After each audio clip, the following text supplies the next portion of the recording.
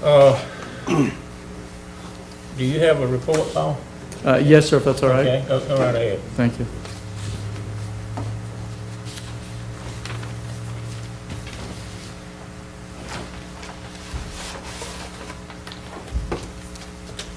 I mean, I've got a few things. Some I'll go through pretty quickly, and it won't take too long. And I've got one thing at the end that might take a few minutes, but hopefully I can get through that pretty fast too. Referring to my report that I submitted to the City Council last week on Friday, really, you've got that report. I want to revisit. I talked to you about the school system, meeting with staff, and the Patterson property. I think we discussed that in the earlier discussion. Nothing to add there. Another issue that came up with the school system was a request for the City Council to consider. We have not studied this. I haven't asked the police or Richard to weigh in on this at all, but I wanted to get some direction from the City Council. That's the request to one-way the street in front of the Clara Hearn School from 8th to 7th Street going in the north direction. And, you know, obviously they want to have one way in front of both, front and back, I guess, in front of that building on Cedar and also on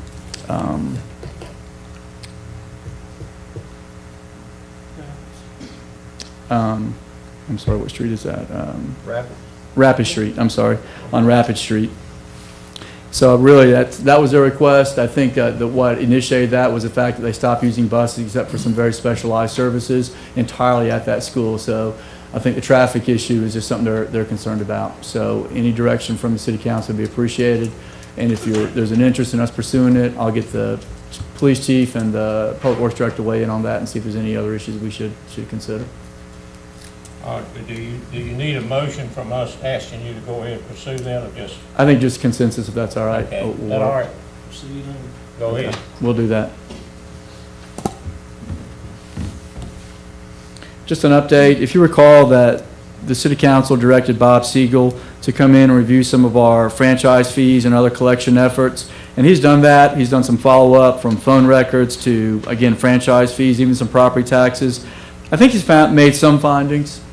He's not ready to come back and report just yet, but I think he's had some success and he's following through with that. I want to make sure the City Council understood that he hasn't just disappeared with no luck. I think he's had some success and he's trying to follow through with some of those entities and kind of check their records and go back through. Some of that may take a little bit more time. I've asked him if he can give us some sort of written update or report before our next meeting, just so we kind of have something from him to see where it stands. Or if the report is simply too early to tell yet, I'll get back to you next month, that's fine too. But if you remember, there's no cost for this, but what he does is he charges a percentage of his collection effort based on the year in which it's collected. So there's no out-of-pocket direct cost for that. He gets a percentage of what's collected if he collects anything. So hopefully we'll get some good news from him in the near future. On the planning department head, I'm still making that search, Mayor, and just want to let you know that I'm going through it. I've made some limitations, but I think there's still a really good effort that we're going to have to go back out and re-advertise that position, unfortunately. But still got some candidates that are possible. Just want to give you an update there, and I'll let you know if we make any progress in the next couple of weeks.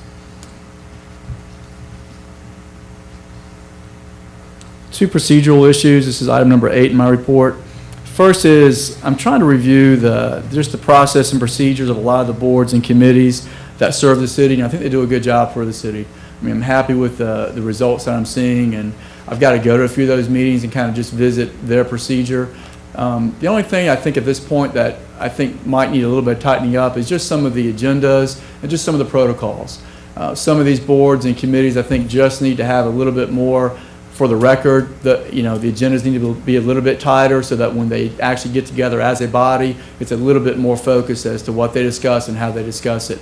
These are, these are city-operated businesses or committees, and so they really need to have that formality without killing all the fun of those committees. And some of them do have a good time, and I think you have some great members on those committees. But that may be something to work on here the next month. The time's rolling around where I'm going to actually be able to attend a few of these meetings in the next 2 or 3 weeks, so I look forward to doing that. But I'm going to be working with those members to try and get to that procedural kind of, maybe the next level up just a little bit without being too bothersome to my hope. In that regard, I've kind of mentioned, I'm just kind of throwing this out for the City Council to consider, but looking back over the minutes from the last year, I'd like for the City Council to consider, I know you've done it before, at least some who have served here for a long time, I'd like you to consider the possibility Lots of questions probably, but the possibility of going from 2 regular meetings a month to a single regular meeting a month. With the addition of, you can call it what you want, most refer to as a work session, some call it a pre-agenda meeting, approximately 1 week before the regular meeting. Different cities do it a different way, and frankly, there's really no right or wrong way to do it. You have big cities of hundreds of thousands that have 1 meeting a month. You have small towns in North Carolina that meet once a week. It's just kind of how things operate and what you're used to a large extent. Just my feeling, and I've made this change in several cities where I've worked, my feeling is that just the flow of paper, material, workload for the public, for the city council, and for the staff and getting ready for the meetings, always to me tends to flow so much easier if you have kind of a work session, you review the agenda, then you kind of get that right and have a regular meeting the next week, or approximately next week. Could be 5 days, could be 8 days. There's no real exact science in that regard. But I'd ask you to consider that. I can do some more research for you. I just wanted to start thinking about it. I'll try and bring something back unless there's just completely no interest in doing that. I've actually spoken to some of your former council people about why the change was made. I think it was back in 2002, 2003 maybe, when we went from 1 to 2, or the work session. And there was, I think, an observation that there was some kind of repetition going on there. And I understand that if you do it that way, but really the best way to do it is to have kind of the department heads be a little bit more vocal at those work sessions. It's a much more roll up your sleeves kind of discussion meeting. Certainly it's open to the public. Nothing changes there. If there are any formal items to take care of, you can still take care of them, so you do have that opportunity also. And then by the time you get to the regular meeting, you're down to business, the things that have to be talked about, debated, certainly public hearings, they're all ready to go, and you've got that lined up. I know there seems to have been some reluctance in terms of placing some things on a consent agenda. We can cross that bridge at another date, but I think you'll see that if you go through that work session, a lot of these items that are fairly mundane tend to end up on a consent agenda. Certainly the public will still have an ability to talk either at the work session if the board or the city council chooses, and certainly even something on consent could be discussed or taken off consent to be discussed at the regular meeting. Again, my experience has been very efficient with that type of setup. I just ask the board to consider that. Certainly no decision tonight.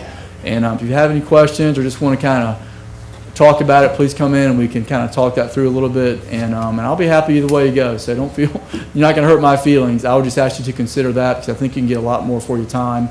And certainly the staff, it's our job to prepare these packets, get them ready for you. We do that. We enjoy doing that.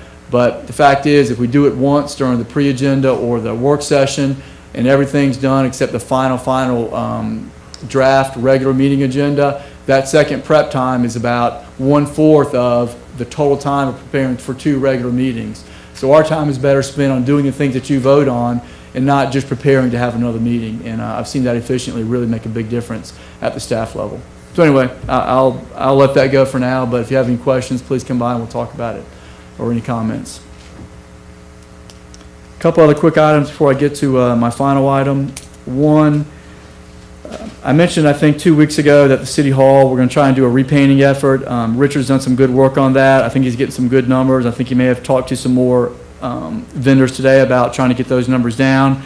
But he's got some good numbers that make it, I think, an entirely doable project in the sense of without changing the budget, without borrowing any money. In fact, we think the out-of-pocket cost may be only somewhere between $500 to $1,000 unless something changed today. Richard, is that still pretty close? Of course, it's the man hours to do that, but I feel strongly that we need to kind of get our building looking good. We're going to set a good precedent for the Main Street. I think we can do it in a cost-effective manner. It may take a little bit longer if we're doing it in between projects, and certainly before the leaves start falling here in Roanoke Rapids. We can probably get it done a little bit quicker, but I just think we should take some pride in that building, and we're not too far off. Some sides look better than others, but I like to go ahead and push that through, and we're getting really close.